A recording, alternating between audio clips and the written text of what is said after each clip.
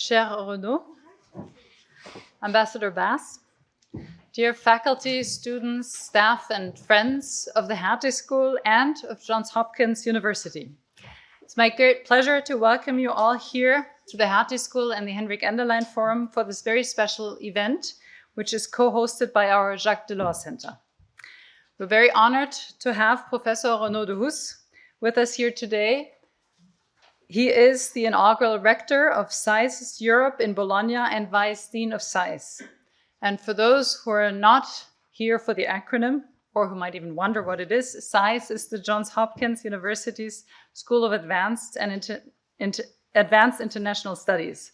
A dear partner of the Hertie School since 2018, we've had since that day, despite the pandemic, 11 students who've been able to study at our two institutions. We count SAIS alumni in our staff and faculty, and I'm not even mentioning the countless research collaborations that we also have between our two institutions. So I'm really very pleased to have Renaud with us today. Renaud began his term at SAIS this January, after completing 2 successful terms as president of the European University Institute, EUI, where he also obtained his doctorate a few decades earlier. And let me use this occasion to pay him my presidential respect for his leadership at this institution in a time where one could understand that leading an international organization that really is a EU agency, if I can describe it as that, was a time of Brexit. So that is already one challenge. And even despite these headwinds, you've managed to develop it extraordinarily well. And I have to say, I know of very few people who would have done it like you did. And I want to tip ahead, even though we're not here to talk about the EUI at all. But it is Renaud's work that I want to recognize here. Before becoming EUI president, Renaud was a professor and holder of the Jean Monnet Chair of European Law and Policy Studies at Sciences Po in Paris, where he founded and directed the Center of European Studies. At Sciences Po, Renaud also chaired the university board from 2013 to 2016. In parallel, he has worked for Notre Europe, a research center founded by Jacques Delors, and was a member of several working parties on the reform of European institutions. A great European, Renaud may strike you as an Italian-speaking Frenchman, which he has indeed become, but he is also still a true native Belgian at heart. And I mention this because it gives you insights into his great sense of compromise and his endless patience with governance arrangements that others may describe quickly as too dysfunctional. For full disclosure, I will mention that Renaud and I are friends and have worked together for over 20 years. In fact, Renaud was my first employer, I believe, when I took up a postdoctoral position at the center you've created in 2005. So I have to admit my bias, but I think we couldn't have had a more accurate and knowledgeable EU expert visit us, and I'm really thrilled and delighted to have a chance to discuss with you the current and future challenges that Europe is facing. We're both very fortunate to have Mark Dawson, who has accepted to join us and moderate our discussion. Mark is Professor of European Law and Governance here at the Hertie School and leads our research efforts on European integration as co-director of the Jacques Delors Center. Among other things, he and Markus Jachtenfuchs have just secured an important new collaborative DFG grant to study the reconfiguration of the EU, which is torn between the expansion of competences and the need for tighter control. And Mark can tell us more about it if you give him a question. Just know he is as knowledgeable, if not more, than both of us. So may I ask both of you to join me on stage, and we will start a discussion.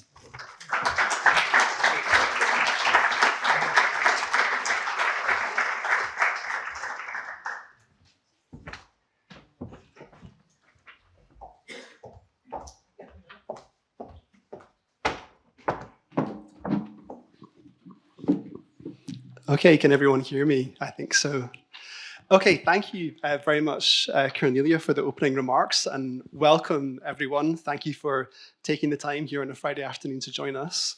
And our topic today, Quo Vadis Europa, it's a very broad one. It speaks to the many different challenges that Europe is currently facing. And I think we don't want to have a very extensive roundtable. We want to bring in the audience relatively soon. But it would be nice to drill down into some of the major challenges that Europe is facing today. And I wonder if I could start with you, Renaud, Professor de Huys. And I actually wanted to read you something, which is the report that was released by Mario Draghi around a month ago. And we've had two major reports on the European economy that have been released in the past few months. And basically, they make for quite depressing reading. They're essentially telling the same story. And the story that they're telling is that European productivity and US productivity and growth, they were essentially tracking each other for quite a long period of time. Maybe Europeans prioritized the welfare state and solidarity a bit more, but they were still competitive with the US. In the last 20 years, we've seen a massive gap open up between the United States and Europe. So as Mario Draghi says in his report, if Europe cannot become more productive, we will be forced to choose. We will not be able to become at once a leader in new technologies, a beacon of climate responsibility, and an independent player in the world stage. We will not be able to finance our social model.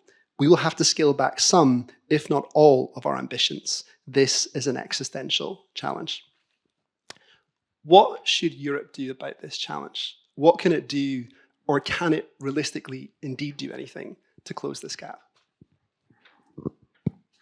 Well, big question mark, but before addressing it, let me say how grateful I am to the Hertie School of Governance and to its president for hosting this event. It's a great opportunity for us, and I would say that it's also, for me, let's say, a particular pleasure because of a number of things that unite SAIS and the Hertie School, as you kindly recall, but also because throughout my career, I was, let's say, given on several occasions the opportunity of coming here and witnessing the growth of this institution, which is really now regarded as a premier institution in the field of public policy in Europe and perhaps on a broader scale. So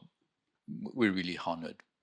On a more personal plane, I'm also very sensitive to the fact that this takes place in a room that is dedicated to a person I greatly admired, and I had the pleasure of working with on a number of occasions, Henrik Enderlein. I must say that the law center that you direct now, Mark, is a wonderful opportunity of dialogue. As it happened, I still worked with Jacques Delors at the time it was created.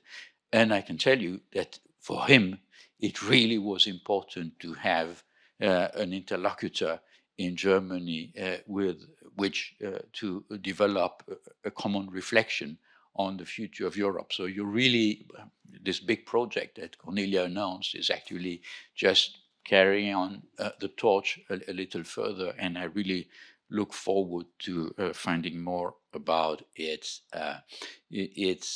development and accomplishments. Now, on to your question, which is no small question. You're right to say that if you take both reports, they present a rather gloomy characterization of the European situation. That said, they do it with a great luxury of data. I mean, we're both used to, all of three of us are used to reading analytical literature of different types. And often we ask, where is the evidence? I'm afraid that the evidence is on the table, and it's quite clear.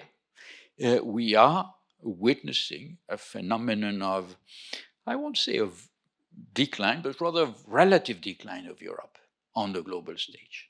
And it is faced with a big dilemma, which has been really perfectly summarized by Mario Draghi in the most authoritative manner. Either we change, either we reform ourselves, or we will gradually be not wiped out, but pushed, cornered in world discussions and no longer in a situation to defend our own interests. Now, is it enough to launch this kind of call for it to be transformed into a policy program of some kind? Of course not. Everybody knows that. Mario Draghi certainly lacks no political experience. But it still is important to frame the problem properly in a manner that hopefully will attract the attention of a number of stakeholders. And I would say stakeholders also outside of government. That's very important. Because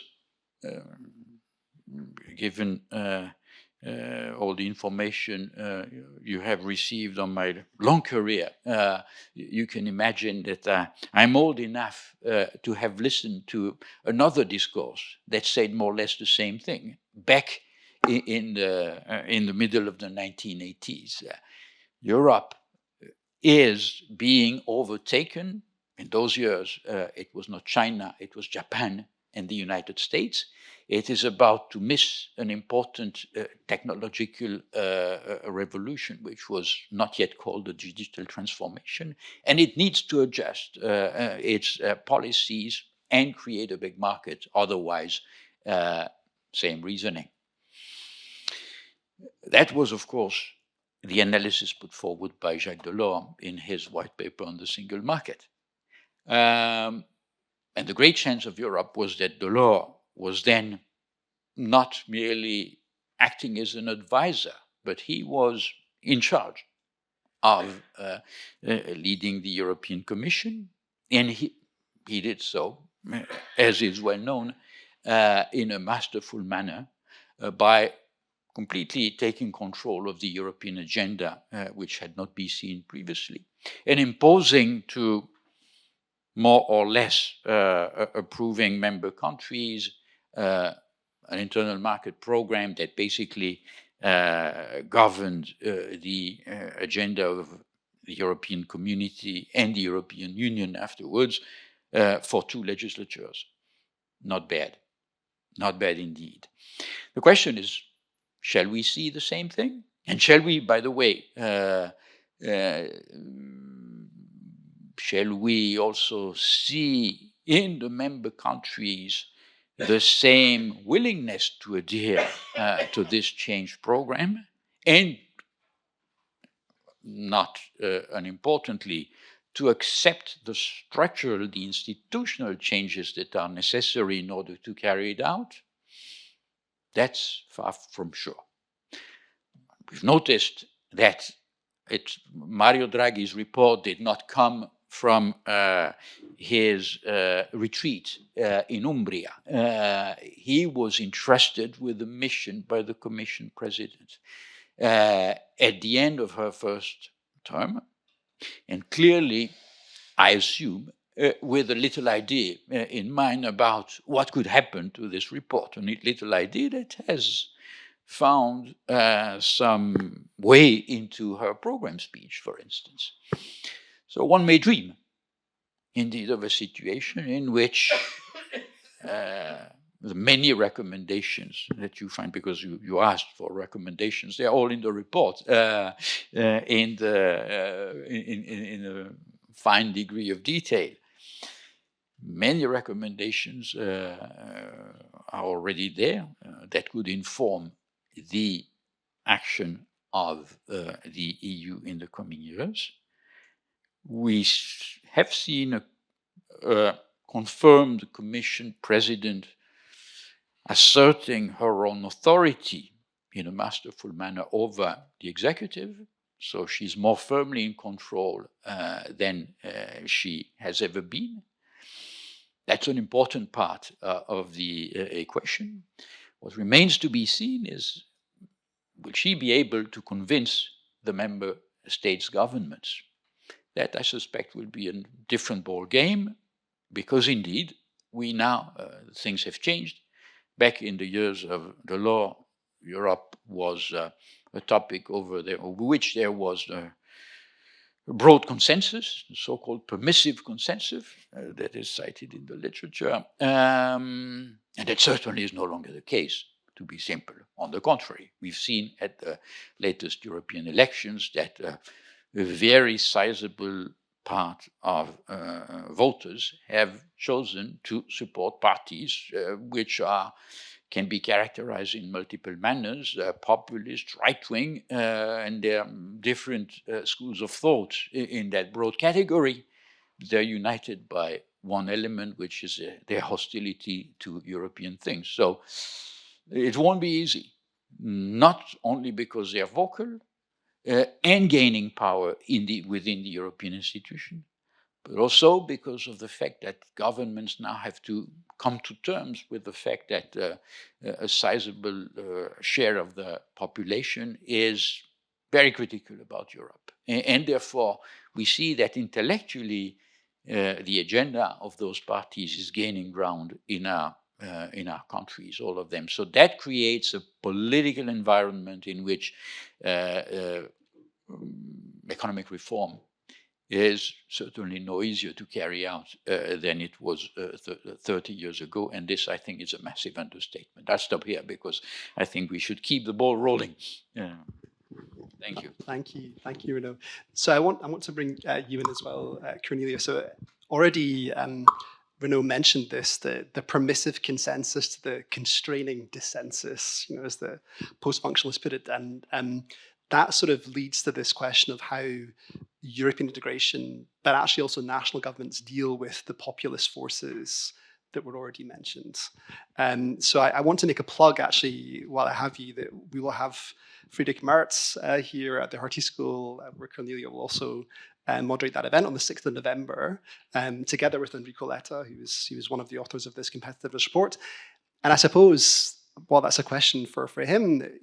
Mainstream parties face a certain dilemma when they have to deal with populist forces, which is that they can build this sort of cordon sanitaire and try to keep populism out, but that potentially means that populists are then the voice of dissensus, and they can mobilize their support that way.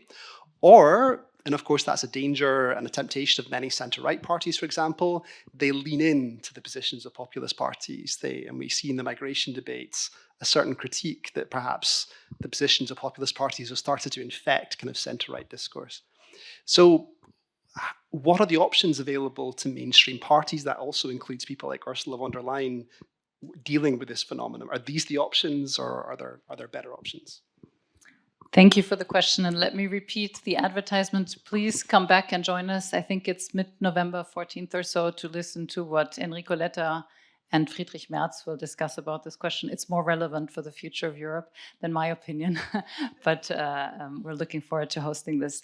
Maybe let me say, with the two reports that were commissioned, the Draghi report on competitiveness and the Letta report on the single market, the Commission now has for the new term 2 sets of recommendation in hand to continue the economic ambition that I think is direly needed. And thank you for making the parallel with the initial drive behind the single market. I think that's exactly right. And I will say something that is possibly a point of disagreement, so we can have questions about it, about the permissive consensus. I would argue that we still have a permissive consensus in Europe, and I say this looking at the election results, for economic integration. If you look at what far-right parties gathered, of course, in certain countries, and it's easy to look in the ones where they came in first, you get mainly the message the far-right has won so many seats. But if you look at the overall spread of who now sits in the European Parliament, you still have those parties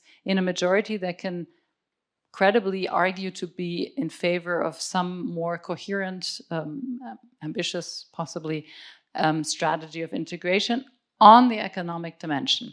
And why do I say this? Because first of all, of course, what is the constraining, what's the consensus the other way around? The constraining dissensus. Constraining dissensus is absolutely visible on the free movement of people, on migration. And I would also argue, because of that, the big gaping hole in the Draghi report on competitiveness is labor migration. It's very difficult to think about a competitive market where you don't think labor migration all the way through and you try to repair what we have. But that's a side note. So migration is the contentious issue. We don't know how to grapple with it. So in order to kind of circumvent it, we speak about economic integration. That's always been a winning strategy for Europe. And I would argue it's it's still the most likely path of least resistance because there's some permissive consensus to go forward with it. And I would argue, and that's my personal main point, it is urgent to do so because through the economic integration today go all the most important questions about security, so international security and actually our capacity to defend ourselves. Why do I say this? Because I think the single market, of course, I mean, all of the European Union was a project that was a peace-building project with this idea that you build a market in order to tie people together and not have them go to war. You all know this. But I think now more than ever, we also see that through the economic networks and through the integration of data, of financial service provision, so money really circulating, and energy, etc., we expose ourselves or we protect ourselves from hostile parties. And we've seen this very much in the naive previous approach that in Germany we called Wandel durch Handel, where we thought Russia, if it was tied into our network, would somehow become more peaceful. What we realize now is that we have to think about the European market as a way to defend ourselves and to get our sovereignty back on some of the issues that we will be very vulnerable in. And that concerns the flow of data. We now know that foreign influence comes through manipulation of data. It obviously goes through energy. Everybody knows this because we've had the case of Ukraine, Nord Stream 2, and so many cases where we discuss it. But it also goes through the circulation of companies and the ways in which companies become a target.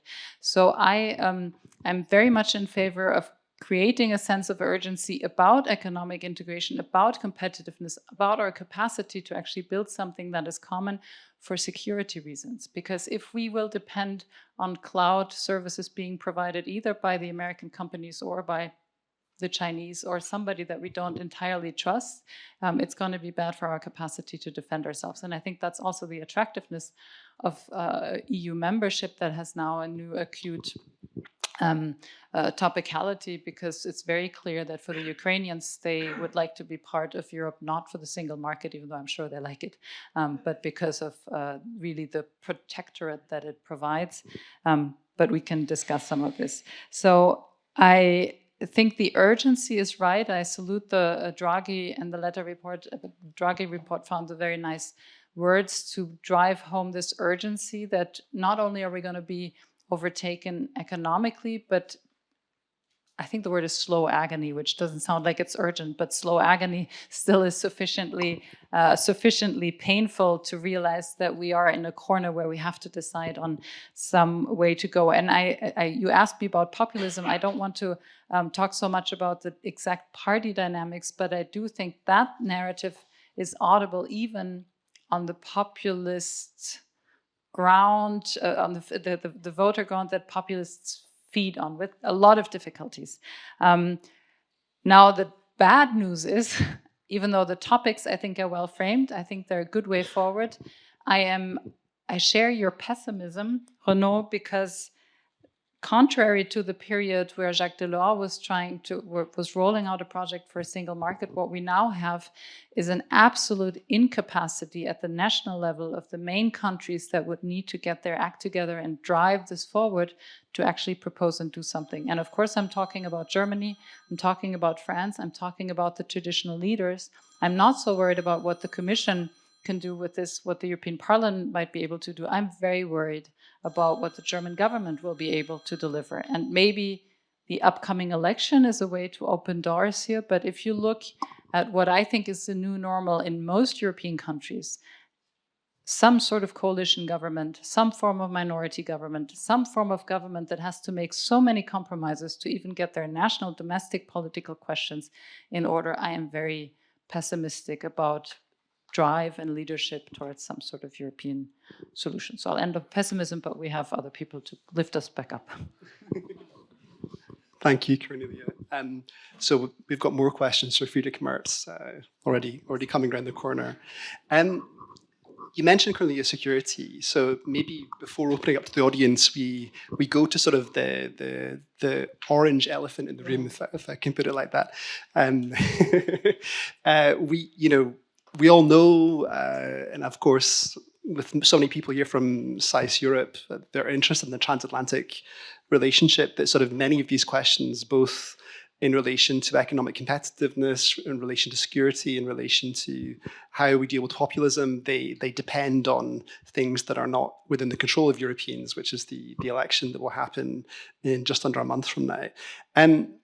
Let's think about the day after, right? So if we indeed end up seeing a Trump victory, I'm thinking about sort of the day after in 2016. So I remember that actually, the Hertie School, we all got together in the forum. It was kind of a bit of a trauma, you know, we all tried to exchange our experiences.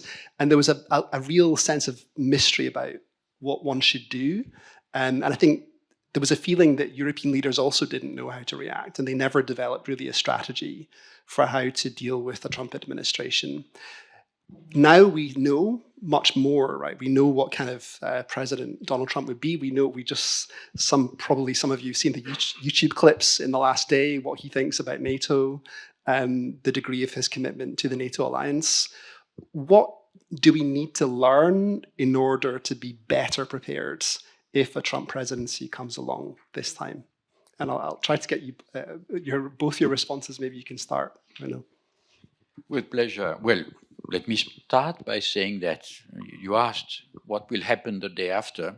I would say that's already an optimistic statement. It implies that it's over on election day. Let's hope that it will be the case, because I wouldn't take it amongst the many declarations that we heard from on the side of Donald Trump were comments about the rigged character of the election and the fact that he wouldn't be stolen an election twice and so on and so forth. So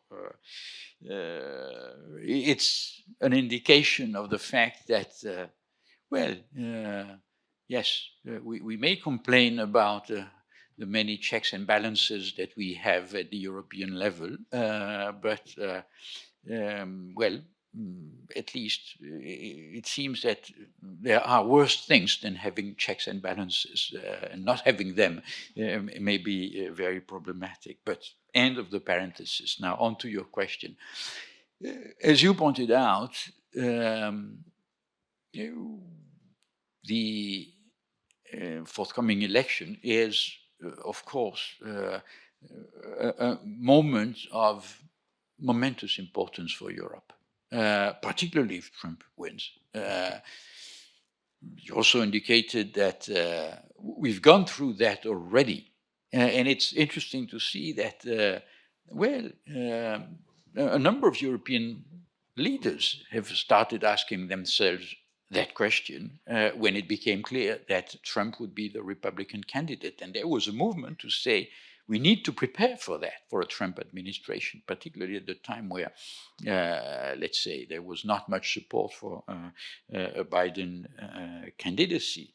We need to prepare and make sure that we can continue to deliver a number of things that are important.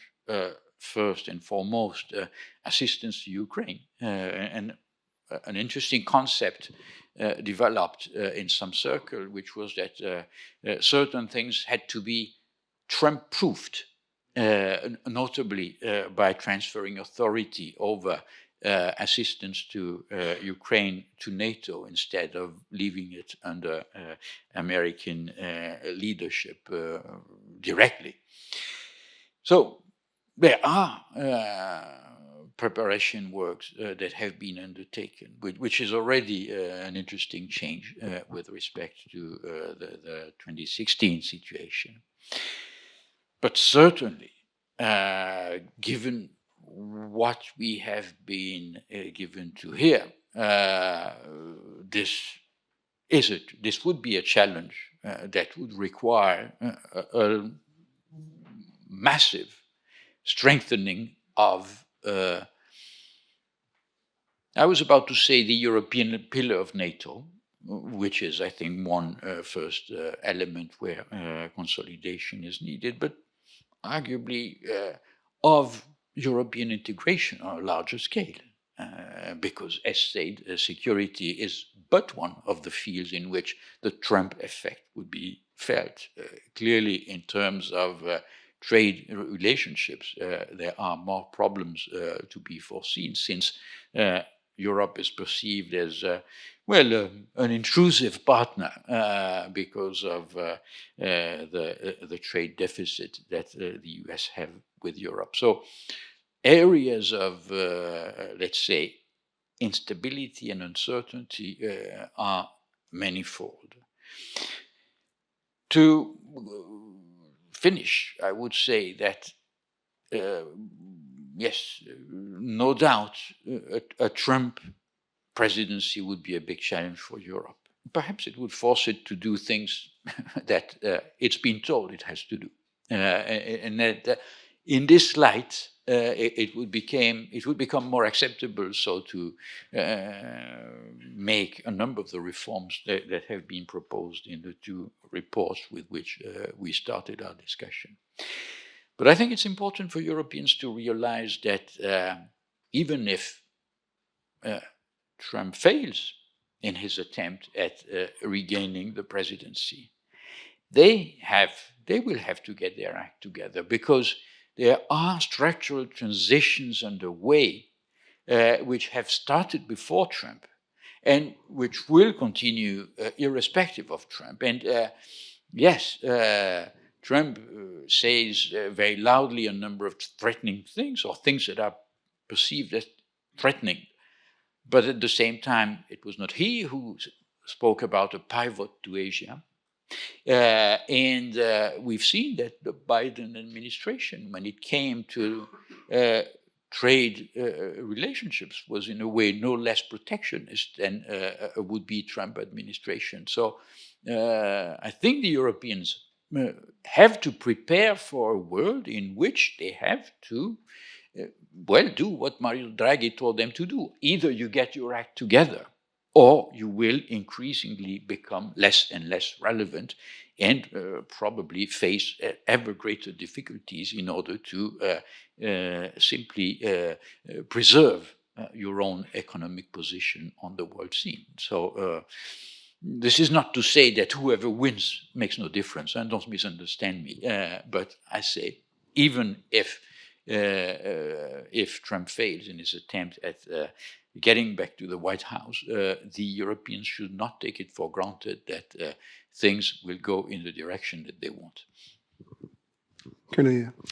I'll just make it very short. I agree with absolutely everything, and I would phrase it this way. I think the Trump administration was a catalyst for the realization on the side of the Europeans that they're in it by themselves on a certain number of issues. And I can list to you tensions that we will continue to have, whether it's a Democratic or Republican government. And what Trump adds is an erratic behavior that is so unpredictable that even his own administration will have a very hard time handling it. I don't know how you can Trump-proof most things, but I think that the everyday work of having an erratic interface is going to be very tiring. But the simple idea that there's a national interest and there's specific strategic objectives that for the US will become important and will be defended. We've seen this on competitiveness with the Inflation Reduction Act on green technology. We've seen it on the question with our relations to China, where there's really just cross-partisan consensus. I can tell you stories about corporate criminal law being used to go after foreign companies in a manner that may also represent national interest, because the foreign companies will pay higher prices for whatever is at stake, whether it's a Democratic administration or a Republican administration, and it's simply a national interest or foreigners against domestic interest, if you will. So there is all these differences that will not go away, and I think the wake-up call was the Trump administration, but the realization on the side of the Europeans that they need to find possibly a third way if it's in this international China-US tension, but possibly even just their own capacities. I mean, the joke has always been Germany's outsourced its entire defense to NATO, but really it was the US protectorate, and that is no longer the winning route. Everybody realizes. But for those who've been following very closely the Munich Security Conference, you probably heard the summary. It was a depressing discussion last year because everybody agrees on the analysis. But what do you do with that? Are we going to build a European defense capacity in however many years it takes. What's the accurate estimation? 15 years? How many times can we be attacked in 15 years if that's how long it takes to really not be dependent on some of the arms that are delivered or some of the measures that one would take? So how long is it going to take us to build cloud services that will get us into an autonomous state with our data management? How many years will it take to really be able to have a sustainable action that will help us to get the environment that at least we feel is not threatening our livelihood?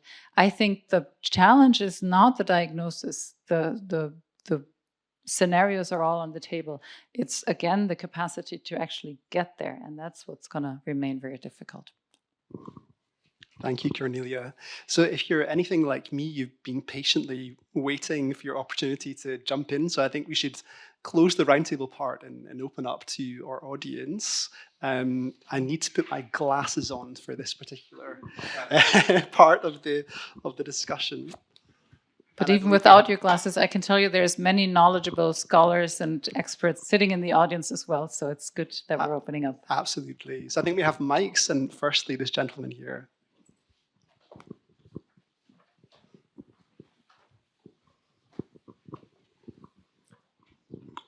Yes, Dr. Wohl has hit it right on the head with the next Trump administration, because between 2016 and 2024, there has been a great gap fixed.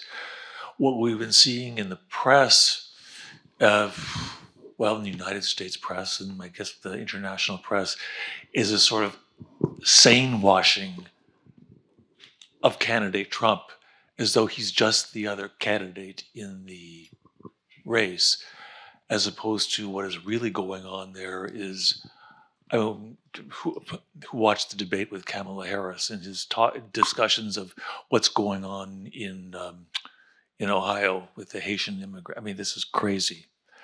And it just keeps going on and on and on in the press. What I would probably put forward is, besides his general poor health, it's pretty obvious that there's a very serious cognitive decline there, and that sooner rather than later, you might actually be looking at not a Trump administration, but a Vance administration. I don't know if that's any better, sounds any better to you, if that brings any hope. Anyway, take it, yeah, put it, moving beyond Trump to Vance. I mean, how does that look to you? Maybe we can take one more question. We'll get a response and have another round. Yeah, Joanna Bryson.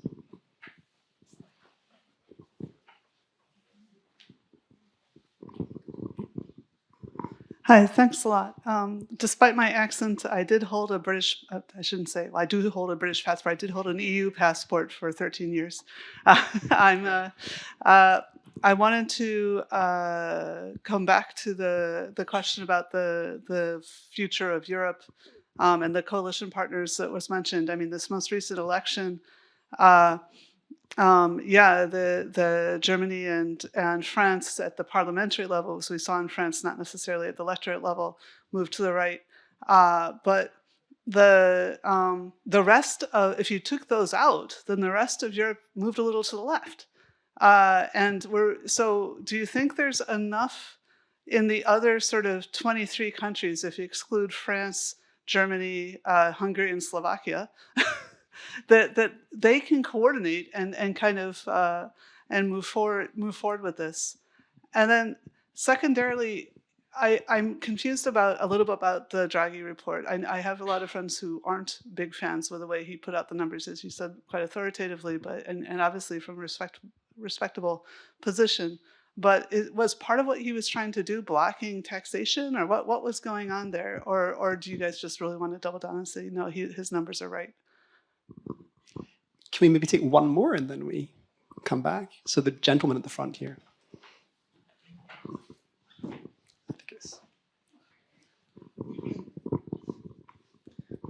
As a European, I am part of this slow agony and suffering. So I'm looking for some hope. Are there any positive aspects? Is there any hope?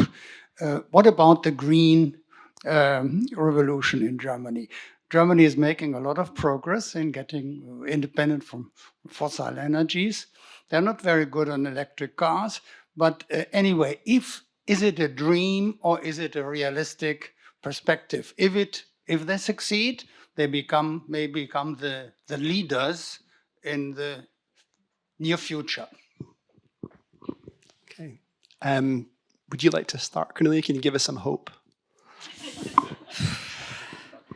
Not on the green transition, because I think the main lesson out of a coalition government where the Green Party was actually as close as it'll ever get to being able to implement a very ambitious investment strategy for a green transition really just today led to the sobering diagnosis that there is no resonance for this in the way that they had envisioned it, and that you completely need to rethink how to gather political support for changes that don't make the green feel like the autocrats of a green age, and I think that's what they're currently fighting. So German leadership on the green transition to me is not so much on the table, and I've seen a lot of people now also being very disenchanted with the promises of the Green Deal. That was the promise of the last Commission presidency, and people now say we had something that was neither a deal nor was it green, and it's probably the most toxic topic to touch on for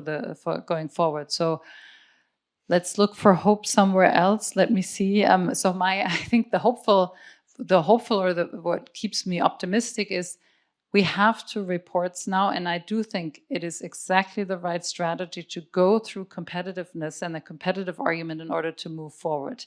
And I think it's exactly the right strategy because what I really think is at stake is security. And I think we can only get to a world where we're in a better placed security situation if we continue working on the most prized asset of the European Union, and that's a single market. So I'm hopeful because I see a report, Joanna, on the numbers. I don't want to redo the numbers, but I do think for Mario Draghi it was important to say this is not about just raising taxes, because of all of this, of course, costs money. This is about making the choice to say our competitiveness is important to us, it will cost something, and we accept to have common debt as a tool to get there, and stop saying the only way raising money is taxation, taxation, taxation. So I think that's the political narrative that he wanted to bring home, not because he's against taxation, but because that's exactly what people will use to block it and say you're just, again, trying to fight for bigger fiscal space. I know. Well, first of all, thank you for these interesting remarks, a nice collection of thought-provoking ideas. I mean, the idea of advanced administration is in that category. I mean, it's hard for me to imagine what it would look like, but it seems to me that on a number of issues that matter to us Europeans, it certainly would not be, it would not depart from the things we expect a Trump administration to do. Maybe it would do it in a more consistent, less erratic manner, but I'm not sure that this is good news for us. It shows that, yes, elections are important. And here I must say, I'm not sure I agree that with what was said on, let's say, the political landscape in Europe. It seems to me that the problem goes further than what has been stated, in the sense that the far right, the far right is now in various, let's say, constellations in government, in countries like Hungary, that's not new, but also in Finland, in the Netherlands. It is, Fico was supposed to be a member of the European Socialist Group, but of course he's now on a trend that brings him a lot closer to Viktor Orban than to anything else. And if you look at the situation in France, you could say that, yes, the Rassemblement National did not win the elections, but the kingmaker of Michel Barnier was Marine Le Pen, no doubt. And the agenda is heavily determined and will, if he survives, be determined by what the Rassemblement National is willing to accept or not. So it shows how hegemonic the ideas of the far right have become.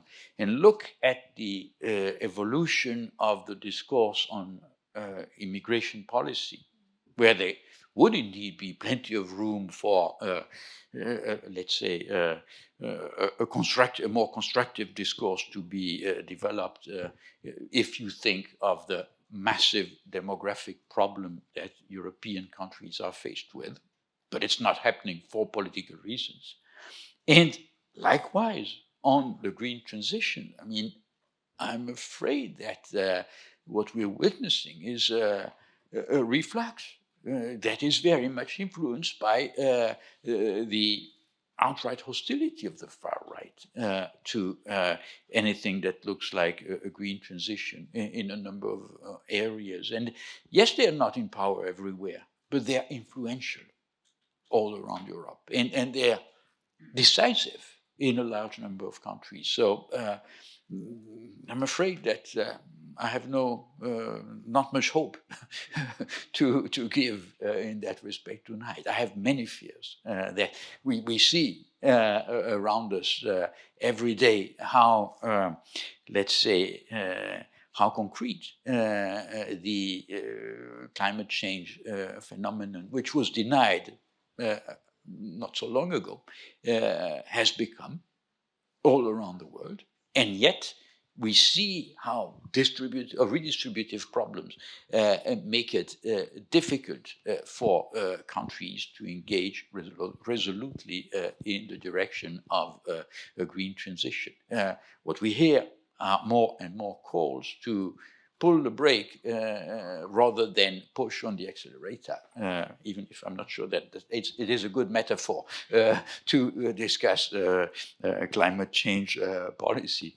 But I think you see what I mean. So no, I think the political environment in which we operate makes it very difficult to think that the coming years will be years of an easy green transition. We've witnessed how the Commission itself has been pedaling backwards, so to say, on this very issue, and it is linked to a change which is quite clear.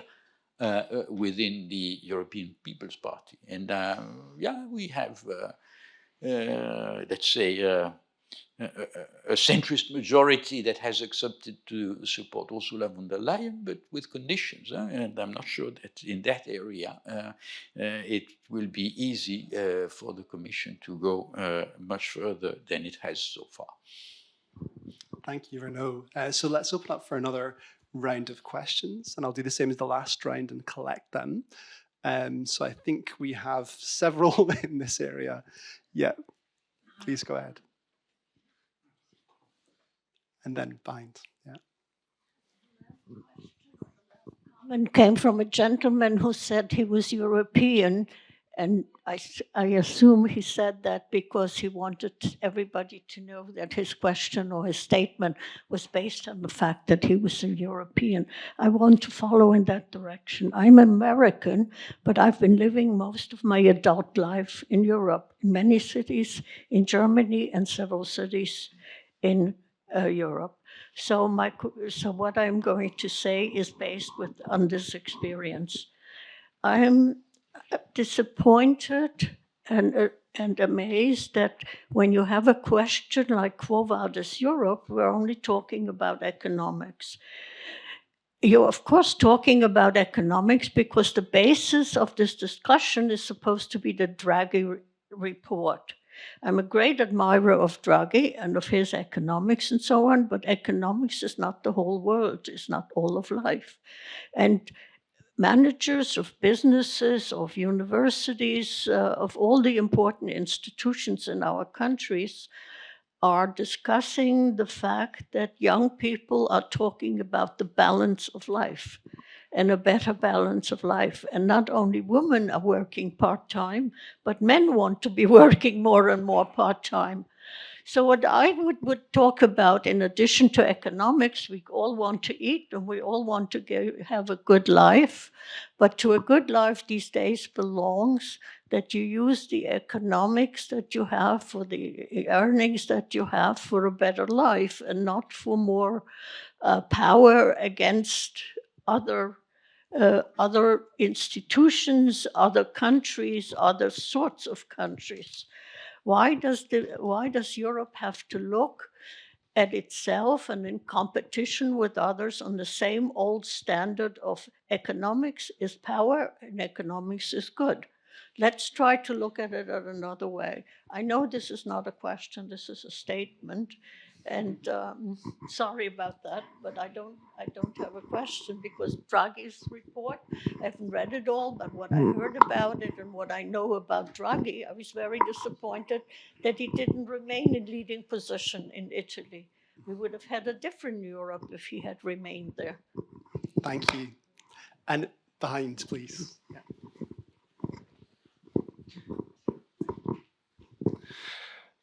Good evening. My name is Nicholas. I study public policy at the school, and perhaps I can frame a question out of your statement, because you literally took out the words of my mouth. Let me phrase the context. The school hosts Professor Klaus Horelmann, an excellent sociologist in Germany who regularly compiles the youth trend study, and my question is going to be on this young vote.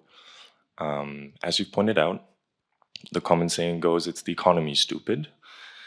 At the moment, however, we're seeing numbers, for instance, in one of the Eastern German states, such as Brandenburg, that it's not only the economy stupid, because it has the highest economic growth in of all German states at the moment. Think of the Tesla Gigafactory and Intel, the chips factory.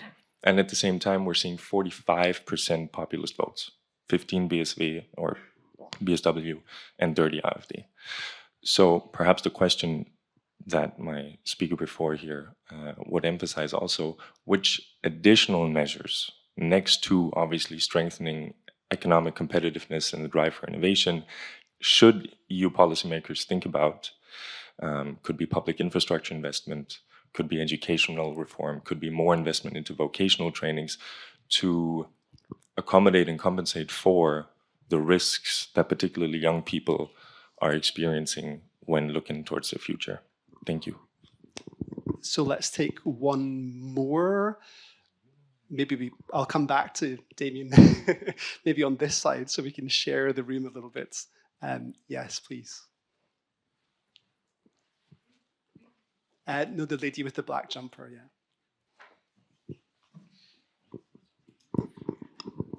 Yeah, I would hop on the train of a little bit more social thought, because what I realize is that the problems we have and the risks that we face, we have framed them pretty clearly and analyzed them a lot. And I think that we already have a bunch of strategies that we look at and that we can potentially take. Whatever I see what's missing is like some social sense and braveness to take the next step. And I think this doesn't even count necessarily for most of people us here in the room who have lots of knowledge about all of these things, but for European society in general. So what can we do in these times of uncertainty to get like a social sense of taking the next step and having a feeling or creating a feeling of whichever step we are going to take will be a good one, a right one, and we will figure out the solution? Because I think this is one of the driving forces for the populist voices, like this fear of what's coming next, that our standard of living will decrease depending on whichever strategy we choose from this point on. So we have quite a lot of pushback against this sort of economic framing. How would you both respond to that? I'd say it is, of course, a challenge, because science prides itself of the fact that economics is a discipline that is given a lot of importance in the study of international relations. And what we hear is, well, may well be necessary, but it certainly is not sufficient, and certainly it's right. There are other issues that need to be addressed, and particularly if you want to speak to the youth. This, I think, is important. I mean, I have children, and when we have political conversations, it's true that they rarely revert around economic issues. They're much more interested in issues that have to do with gender equality, LGBTQI rights, and so on and so forth. And these are the important issue, the identitarian issues that may lead them to vote, not so much questions of union rights and the like. Yet, I suppose that if we want to achieve a better balance of life, there are people who would say that we need a welfare system that is able to support that, and that at the end of the day is a question that also has economic underpinnings for sure. So I don't think that it's either or, but I entirely agree with the point that there are discussions which will simply not elicit interest in some layers of the public.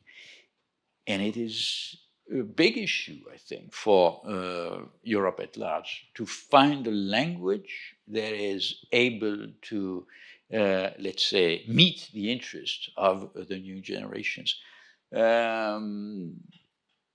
Environmental policy was in the past a field in which you had the impression that there could be a convergence of minds. It no longer seems to be all that clear, actually. But I'm no expert. I think that this is something that would really need to be explored in a much more systematic fashion that I have seen it done so far. So I agree with the statement that yes, and by the way, allow me to refer once more to Jacques Delors. One of his favorite lines was to say, yes, I'm a great supporter of the European single market, but no one will ever fall in love with a single market. Cornelia. I also have to self-identify as the wrong person for the question about the quality of life dimensions you all touched, or the last questions touched upon, because I am a political economist. I believe that economic functioning economy is the basis of everything else, including a welfare state that can provide social protection, including a sense of identity to people who are a part of the economy and their jobs, including the future of work. How do we divide our work between free time and other things? So I have the bias that I read even the rise of fascism through a political economy perspective. But let me say the following. I think when I take the question, what's the next step and what kind of project can we get that people will identify with, in particular the young people, for the life that they seek? Here I see a challenge. Let me put it as something quite difficult, because I think Europe is providing exactly that through economic integration that provides for mobility, including of students. So a lot of people, when you ask people what do they love about the European Union, the Erasmus exchange is one of the things that comes up, the Euro, by the way, as well, but it's really the freedom of circulation. That was made possible because we have an integrated market, and then we said we'll put some Schengen initiative on top of it, and that's really what the EU stands for now. But that is delivering for all the people in the room. You are all the people that are internationally open, traveling, have been to several countries, and I'm sure many of you speak several languages.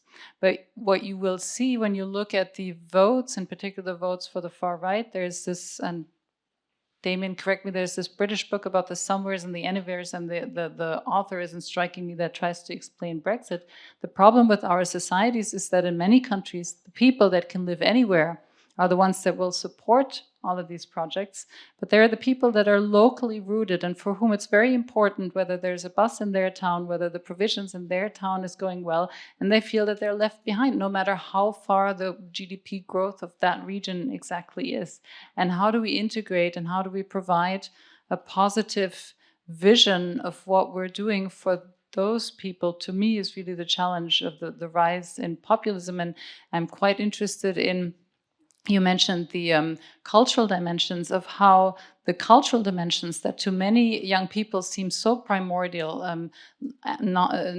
lack of gender, so no longer gender discrimination, LGBTQ rights, etc., is actually what drives a lot of other young people to vote for the far right, because they say that they don't find themselves, they cannot identify with all these categories coming from abroad that is so disoriented to them. And if you look at some of the AfD TikTok spots, I mean, I'm just baffled with the boldness of it. You have Maximilian Krah say things like, if you're a real man, you will vote for me because real men do the things that I do, and you'll get a girlfriend if you vote AfD, and then explain to you how there's a whole virility concept behind it, and it works because somehow it's on TikTok in this algorithm.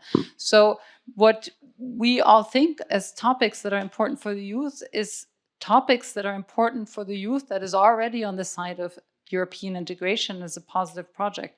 And we have to understand, and I kind of also want to give it back to Mark, that who can speak more about the populism and the partisan politics of it. That's precisely the dimension that is being fought over. The open, progressive, liberal axis against something that is conservative, more rooted, backward-looking, and we just do not know how to handle it. I'm still thinking about you get a girlfriend if you vote for the AfD. I can't quite get past that one. Okay, there are quite a few hands from the last round. Maybe you can go first, the lady here. Yeah. I just wanted to compliment what was just already said on the economics. Somewhere in our discourse, one needs to find a way of communicating to the young people that living on 60% of their income, or maybe at 70%, is not a very fulfilling way to live, and dismantling the common market by returning into the nation state has a great economic cost, particularly for countries like Germany, which benefit from the common exchange rate, from the market. I mean, 50% of exports go into the common market. If we do this away, we look at England, a great UK, that has a huge cost. I don't see that in our public discourse in a way that young people understand that. And I think it's a job to be done for the European Commission, for our governments to make this understood. When I walk around here in the lakes, I hear my German fellow men saying, oh, we pay all these subsidies to Brussels, and that's really not appropriate. It's too expensive for us. And my economic professor gets up and said, I have to lecture them on the exchange rate. This needs to be done. I think the European Commission and our governments fail on that in a way that they understand, young people understand that without having to sign up for Bologna and to Hertie school. And I do think there's a need for that, to make that understood for the next generation, that the nation state concept which they strive to has a huge economic price. Damien Chalmers.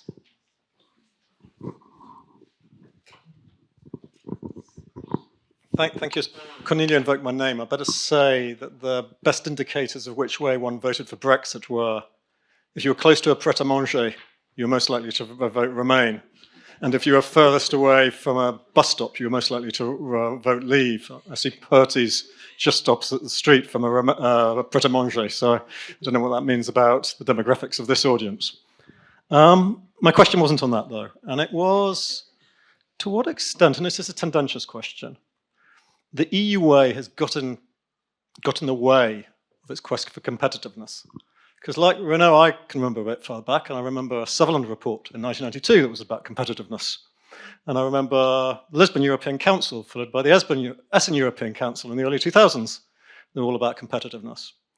And if an institution had been going on about it for 35 years and had not produced it by its own terms, one might think it's not very good at getting it. And I would give 3 examples of this, because I now live in Southeast Asia, and I know a little bit more about East Asia and South Asia. Now, that area really is competitive by global standards. And there's not a great secret to it. But one secret is special economic zones. They exist in China, in mitigated areas in Vietnam, and also one could say in India. They're not allowed under EU law because of state aids law, and will be seen as too contentious.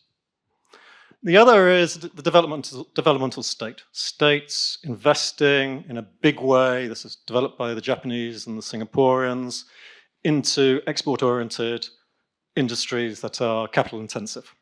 This is not allowed because of EU law, because of the golden shares. The third example I'll give is one that is perhaps less known and isn't prevented by EU law, but they do nothing about it.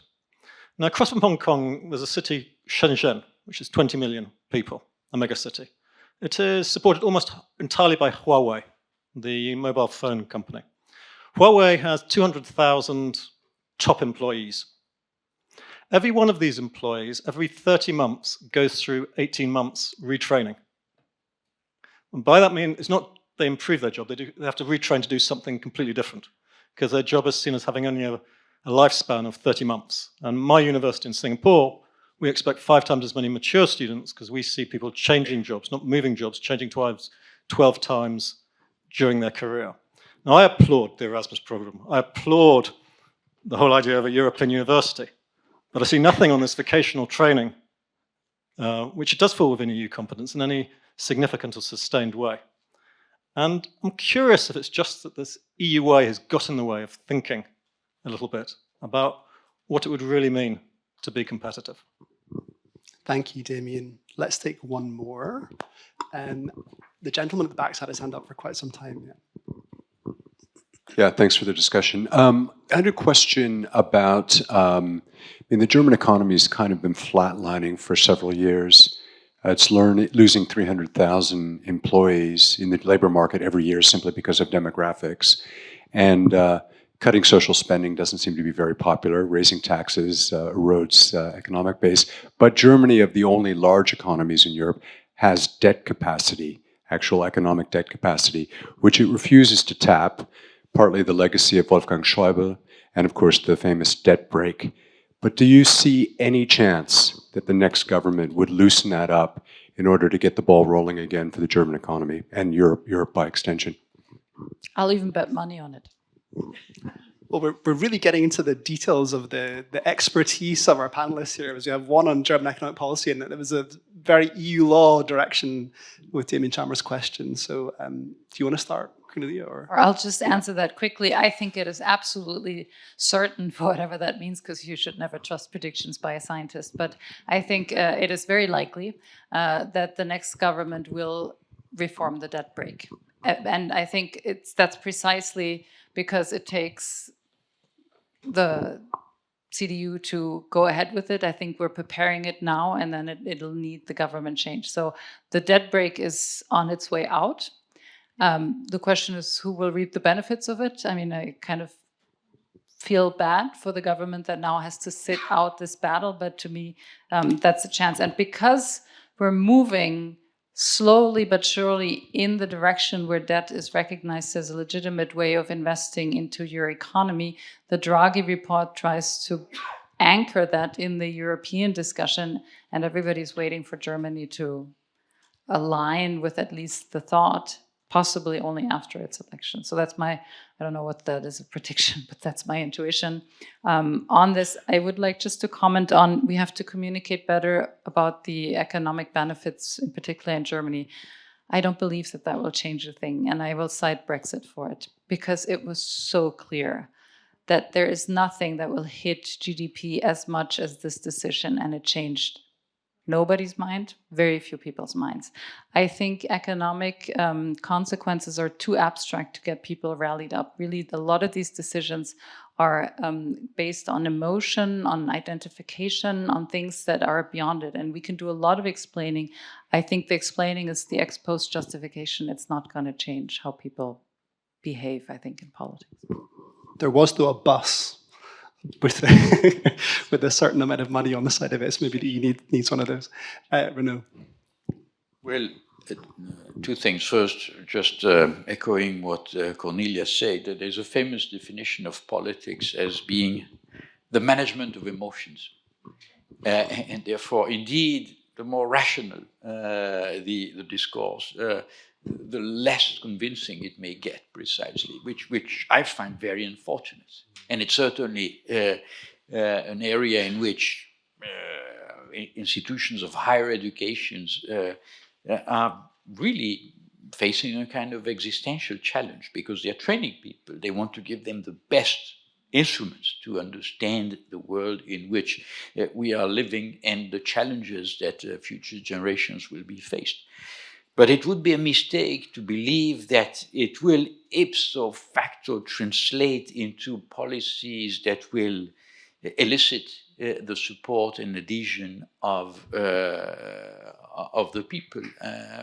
There is a necessity to, find a way to rally around those objectives, people who will not be moved by the rational discourse that we may hold in classrooms or even in other fora. We may deplore it, but it would be a mistake to ignore it, because we know of a great many well-inspired reforms which simply have not been translated into action because there weren't people able to transform this into a proposal that would basically get the support of a sufficient number of people. So that's let's say, the challenge of politics, to find leaders who may understand the challenges and yet translate this into a language that speaks to the emotions of people at large. It's not an easy kind of operation, and that's why I'm always admirative when I see somebody who's able to play that kind of game. Alas, I see very often the opposite, that is to say, people who are very able at playing on the fears and emotions of people just to rally opposition to the ruling elites, whatever the latter are doing. It's a lot easier. It's a lot easier, and it seems to be one of the most popular games in town in our cities right now, very unfortunately. Now,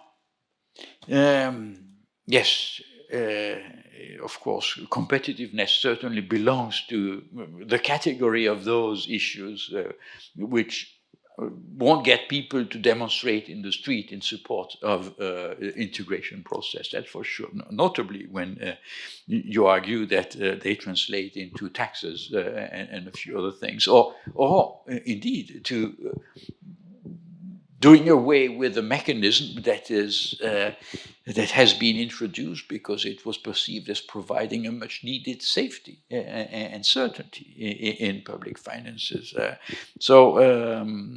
It's far from clear that it will suffice. And I agree that Europe probably has no, let's say, no real leadership on a global scale in that area, and that there are countries that have been, or regions even, that have been a lot more innovative.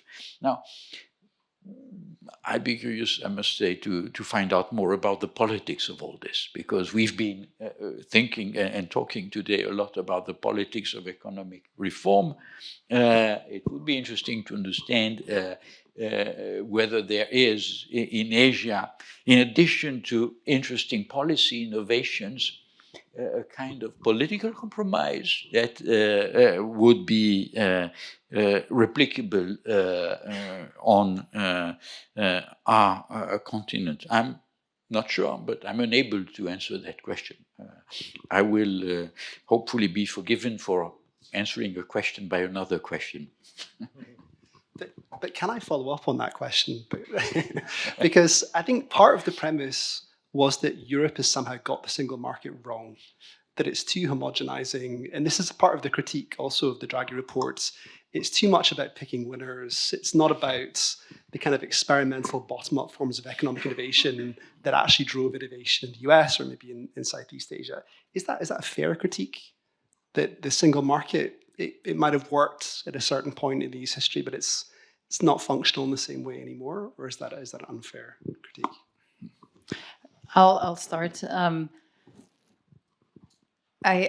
That's certainly a fair critique, because that's what absolutely every company is saying, and you are saying in your analysis of the EU's challenge with just not being able to control as much as they would like certain areas, and that's what you generally call the red tape, the overregulation, the even the competition policy. You were saying this: if we had a different industrial strategy, we would provide support rather than cutting down initiatives that we consider too big, too market abusing, etc., etc.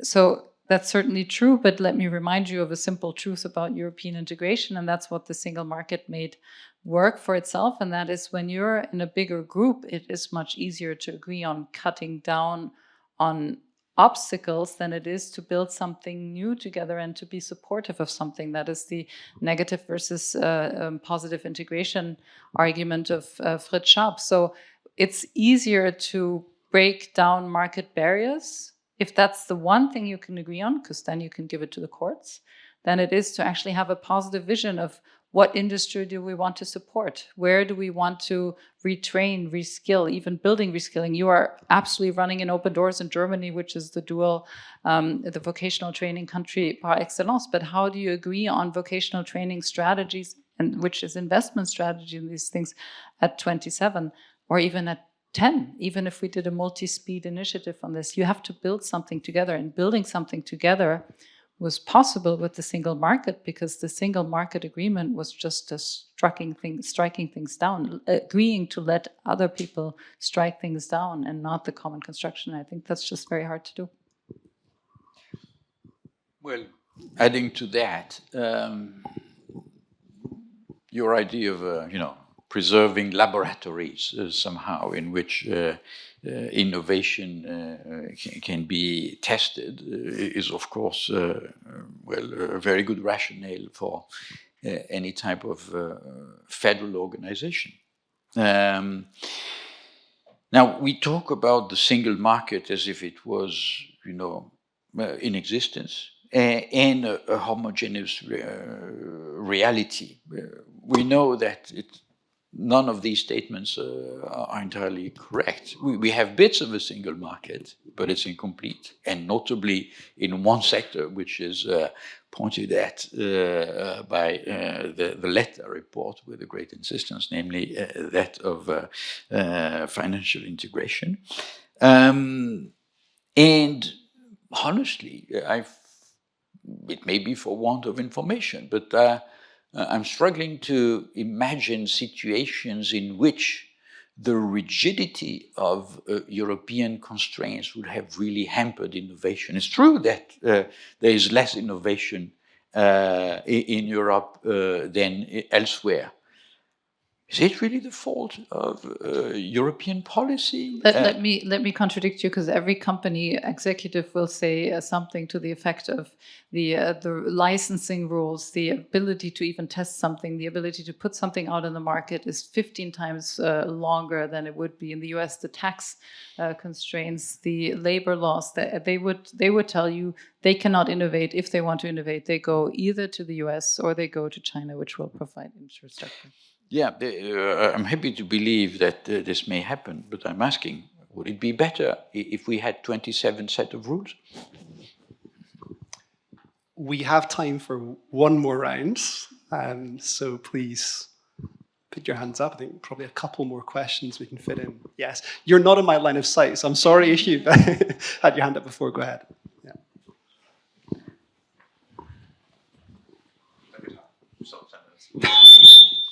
Oh my goodness. Oh, yeah. Just go with you maybe, so we can use the prompter. Thanks a lot. My name is Marius. I'm also a student here at the Hertie School in International Affairs, and I'm currently working in the Environment Ministry, where we are also eagerly discussing the Draghi report.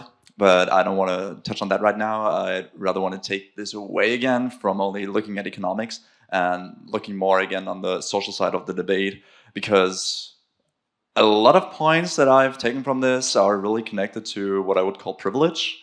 And for example, when we talked about the benefits of the EU and what people take away from it, we mentioned Erasmus as one program and how students benefit from it.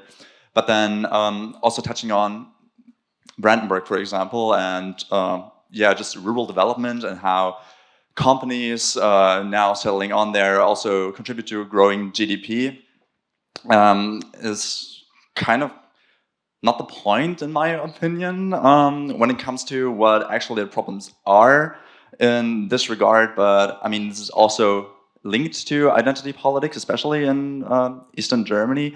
However, it's also very much linked to this infrastructure debate that we also touched upon, that I want to go into, well, deeper in that regard.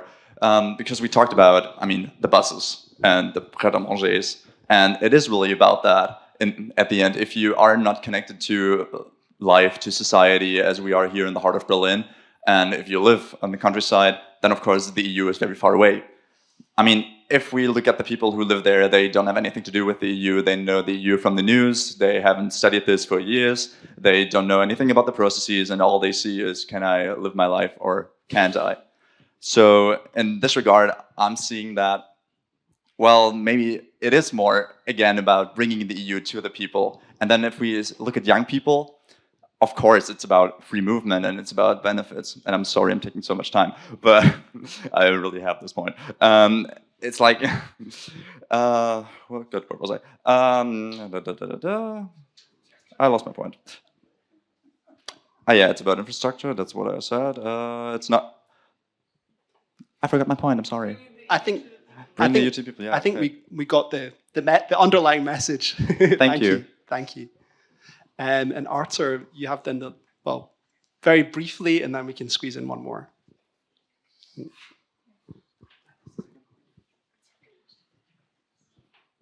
Hello. Hello.